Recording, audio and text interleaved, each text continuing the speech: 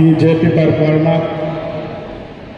ಈ ಒಂದು ಕಮ್ಯುನಿಟಿ ಸೆಂಟ್ರಲ್ಲಿ ನಮ್ಮ ಬೆಂಗಳೂರು ಗ್ರಾಮಾಂತರ ಕ್ಷೇತ್ರದ ಎಲೆಕ್ಷನ್ ಕ್ಯಾಂಪೇನ್ಗಾಗಿ ಈ ಒಂದು ಕಾರ್ಯಕ್ರಮಕ್ಕೆ ಆಗಮಿಸಿರ್ತಕ್ಕಂಥ ನಿಮ್ಮೆಲ್ಲರ ನೆಚ್ಚಿನ ನಾಯಕರು ಹಾಗೂ ನಮ್ಮ ಕರ್ನಾಟಕ ರಾಜ್ಯದ ಉಪಮುಖ್ಯಮಂತ್ರಿಗಳಾದ DK ಶಿವಕುಮಾರ್ ಸಾಹೇಬರುಗಳು ವಂದಿಸುತ್ತಾ, ನಮ್ಮ ಈ ಭಾಗದಲ್ಲಿ ನಮ್ಮ ಸೀತಾರಾಮ್ ಸಾಹೇಬ್ರ ಹೆಸರು ಯಾರು ಹೇಳೋದೇ ಬೇಕಾಗಿಲ್ಲ.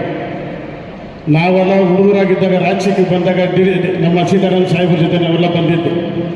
ಇವತ್ತು ಅದೇ ಅವರ ಸೀತಾರಾಮ್ ಸಾಹೇಬರ ನೇತೃತ್ವದಲ್ಲಿ ಇವತ್ತು ಇಲ್ಲಿ ಒಂದು ಸಭೆ ನಡೀತಾ ಇದೆ ಅಂತ ಹೇಳಿದ್ರೆ ಅಷ್ಟೇ ಖುಷಿಯಾಗಿ ಇವತ್ತಿಲ್ಲಿ 100 ಜನ ಸಂಖ್ಯೆಯಲ್ಲಿ ಹಳೆಯ ಕಾರ್ಯಕ್ರಮಗಳನ್ನ ಒಂದಾಗಿ ಇವತ್ತು ಈ ಕಾರ್ಯಕ್ರಮಕ್ಕೆ ಬಂದಿದ್ದೀವಿ.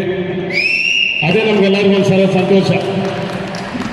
ಹಾಗಾಗಿ ಸೀತಾರಾಮ್ ಸಾಹೇಬ್ರಿಗೂ ವಂದಿಸುತ್ತಾ, ವೇದಿಕೆ ಮೇಲೆ ಇರತಕ್ಕಂಥ ನಮ್ಮ ಮೇಯರ್ ಅವರು, ನಮ್ಮ ಸಂಪತ್ ರಾಜ್ ಅವರದು, ಗೋಪಾಲಣ್ಣ ಆಗಿರ್ಬೋದು, ನಮ್ಮ ಕುಸುಮಾ ಮೇಡಮ್ ಆಗಿರ್ಬೋದು, ಮಲ್ಲಪ್ಪಣ್ಣ ಅವರು, ಮತ್ತು ಇರುವಂಥ ಎಲ್ಲ ನಮ್ಮ ಪಾಲವರು, ಎಲ್ಲ ವೇದಿಕೆ ಮೇಲಿರುವಂಥ ಎಲ್ಲ ನಮ್ಮ ಲೀಡರ್ಗಳು ವಂದಿಸುತ್ತಾ ಒಂದೆರಡು ಮಾತು ಹೇಳೋಕ್ಕೆ ಇಷ್ಟಪಡ್ತಾ ಇದ್ವಿ.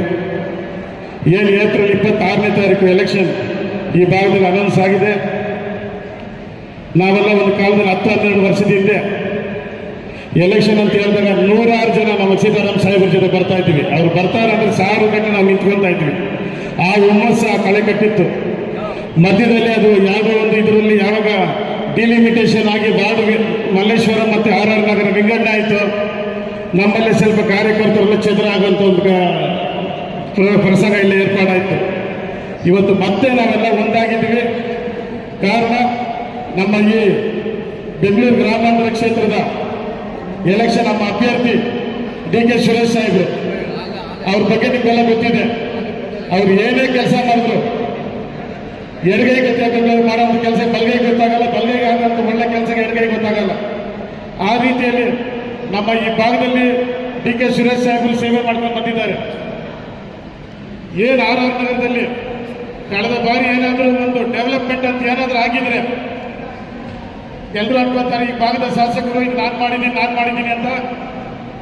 ನಿಮ್ಗೆಲ್ಲ ಗೊತ್ತು, ಮುನಿರತ್ನ ಅವರು ಈ ಭಾಗದಲ್ಲಿ ಕಾಂಗ್ರೆಸ್ ಪಕ್ಷದಲ್ಲಿ ಇದ್ದಾಗ ಏನು ಡೆವಲಪ್ಮೆಂಟ್ ಆಯಿತು ಅದು ಅಷ್ಟೇ ಬಿಟ್ಟರೆ ಹೊಸ ಡೆವಲಪ್ಮೆಂಟ್ ಯಾವುದು ನಮ್ಮ ಭಾಗದಲ್ಲಿ ಆಗಲಿಲ್ಲ. ಅದು ಕಾರಣ ಅಂತ ಹೇಳಿದ್ರೆ ಅವ್ರ ಜೊತೆ ಕೈ ಜೋಡಿಸಿದ್ದೆ ಅವತ್ತು ನಮ್ಮ DK ಸುರೇಶ್ ಸಾಹೇಬ್ರ ಜೊತೆಗೆ ಇದ್ಕೊಂಡು ಅವತ್ತು ಕೈ ಜೋಡಿಸಿ ಅಭಿವೃದ್ಧಿ ಕೆಲಸಗಳಾಗಿತ್ತು.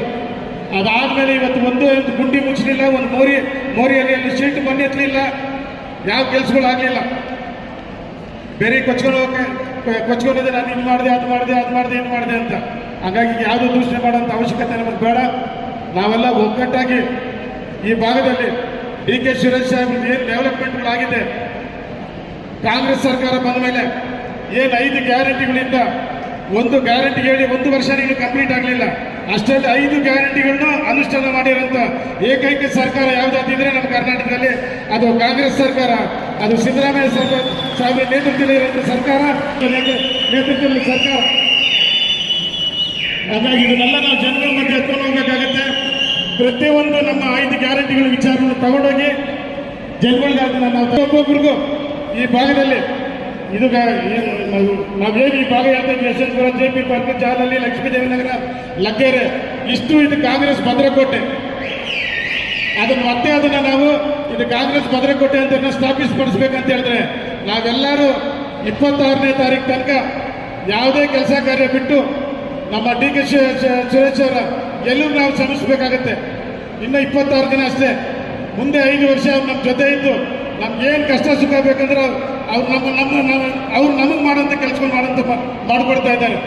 ಹಾಗಾಗಿ ದಯವಿಟ್ಟು ನಾವೆಲ್ಲ ಒಬ್ರಿಗೊಬ್ರು ಕೈ ಜೋಡಿಸಿ ಈ ಮುಂದೆ ಬರುವ ಚುನಾವಣೆಯಲ್ಲಿ ಕಾಂಗ್ರೆಸ್ ಪರ ಮತಯಾಚನೆ ಮಾಡಿ ದುಷ್ಟಶಕ್ತಿಗಳು ಏನೇನೋ ಅದನ್ನು ಗಿಮಿಕ್ಗಳು ಮಾಡ್ತಾರೆ. ನಮ್ಮ ಕಾಂಗ್ರೆಸ್ ಓಟ್ ಬರೋಂಥದ್ದು ತಡೆಯೋದಕ್ಕೆ ಏನೇನೋ ಕೆಲಸಗಳು ಈ ಭಾಗದಲ್ಲಿ ನಡೆಯುತ್ತೆ. ಅದಕ್ಕೆ ಯಾರು ನಾವು ತಲೆ ಕೆಡಿಸ್ಕೊಳ್ಳೋದು ಬೇಡ. ಕಾಂಗ್ರೆಸ್ ಸರ್ಕಾರ ಇದೆ, ಕಾಂಗ್ರೆಸ್ ನಾಯಕರುಗಳು ನಮ್ಮ ಜೊತೆ ಇದ್ದಾರೆ. ನಾವೆಲ್ಲ ಒಗ್ಗಟ್ಟಾಗಿ ಕೆಲಸ ಮಾಡಿ DK ಸುರೇಶ್ ಅವ್ರನ್ನ ಗೆಲ್ಲುವಂಥ ಕೆಲಸ ಮಾಡೋಣ ಅಂತ ಹೇಳ್ತಾ ನಾನು ಮಾತು ಮುಗಿಸ್ತಾ ಇದ್ದೀನಿ. ಎಲ್ರಿಗೂ ಒಳ್ಳೇದಾಗಲಿ. ಜೈ ಹಿಂದ್, ಜೈ